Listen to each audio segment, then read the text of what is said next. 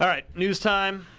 Started off. Finally, some breaking news that we didn't miss by mere hours after recording. Yeah. And that is our friends at Twisted Pixel, one of my favorite developers in general as far as indie stuff. I think they might be the best character creating developer as far as the characters they design. Yeah. Like if you needed a mascot done, they would be the place you would go. Like, here, can you guys help me with a mascot for something? The Maw, Comic Jumper, Gunslinger. the Gunstringer, Gunslinger is Stephen King. Different guys. Explosion Man, Ms. Explosion Man. And we'll forget about Loco Grandpa Cycle. Explosion We are Man. forgetting about Loco Cycle. That is unfortunately their most recent game, but honestly, in my opinion, that's their first not good game. Every other game they've made has been They good, made a Kinect game that was awesome. Yeah. which is hard to do. How many developers can say that? Yeah. 2? Yeah. 3? No, 3. Double Fine, Yeah. Harmonix, Yeah. and Twisted Pixel. I think y'all are forgetting about Star Wars Connect. No, we Nope, remember it. totally. Anyway, Twisted Pixel is pulling a Bungie and going indie again. They're spinning out of Microsoft. It appears to be totally, what's the word I'm looking Amicable? for? That's it. There we go. Amicable. Amicable divorce. Saying, we're just going to annul this thing. Yeah.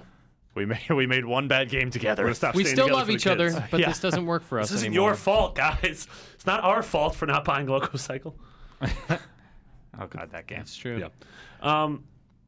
Yeah, I'm curious. I imagine they've been working on. I mean, Loco Cycle was a launch game, so I imagine they've been working on Years something ago. for the last 2 years. They got to be ready to announce that soon, right? Well, that was my thought. I genuinely thought. In fact, I may have even set up the show at some point. I expected them to announce a game at E3, and nothing happened.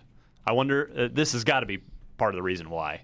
Yeah, totally. And you don't know if independent, if they're working on something that's going to be on both consoles. Yeah. If it is a console game, if it's going to be a PC thing, if maybe they have a deal with Sony. But I imagine I don't know. It's like you said, it's a company with such an amazing track record, and then they took a shot on the jaw with Loco Cycle. And so I imagine as a company that that was like a pride hit, and so they sort of looked back inside themselves and was like, all right, well, let's get back on track and take our time and yeah.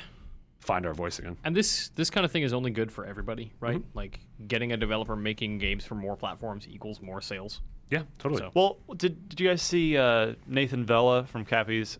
Did you see his speech from the Inside Gamers no, I didn't Summit? see it. No. He basically talked about how indie developers sort of picking a side is totally the wrong move. That they've made something like 52% of Super Time Force's sales had come on Xbox, but then they're 30-something on PS4, even though it came out later, and the rest on I forget if it was, I guess Steam or PC. Yeah. So good. Twisted Pixel on more platforms is not a bad thing. Yeah, Yeah, absolutely. Developers making more games for more platforms means more people play them, which means they get more money to make more games. Correct. Awesome. Yeah. What's funny about this though is I don't even think it's worth speculating what their next game is because none of their games are They're similar. so different. just every never- time. Yeah. Well, actually, I mean, they it's made Explosion and Explosion Man, Explosion. yeah. That's true. I guess you'd call that a sort of a sequel. Yeah. Only She- time though. But even then, it's like she operates so differently, Yeah. and her game was very different. God, those games were great. Yeah. I'm super excited to see what they do next. Maw 2, please. Moz. Speaking of sequels. Yeah. Maw was really good. I'll bet 95% of our listeners have not played the Maw because it's their first game. It's a really It was a relatively early old, SPLA game. old Xbox Live Arcade game at this point. pretty good, I don't even though. know if you can still find it on It's there. gotta be around. And I'm sure it's not backwards compatible. No. Nothing on Oh, Live yeah, Arcade none of is. these. Yeah. Which is a bummer because those would That be is the a things bummer. I'd want to go back. Jetpack and Refueled dump. is. Thanks. Well, Rare Andrew Replay. Goldfarb just showed us a Groupon for a killer deal Yeah. on a 4 gig. The arcade or Oh, whatever man. the hell they're The big calling one. it. No, the small one. the small hard drive 360 SKU with 3 games, Oh, guys. sick. It was Wow. 3 games. So it's nice. Yeah. So it's full. What are the 3 games? The 3 Burger King games Yep. that were $2 each. And it was $180. 7 years ago.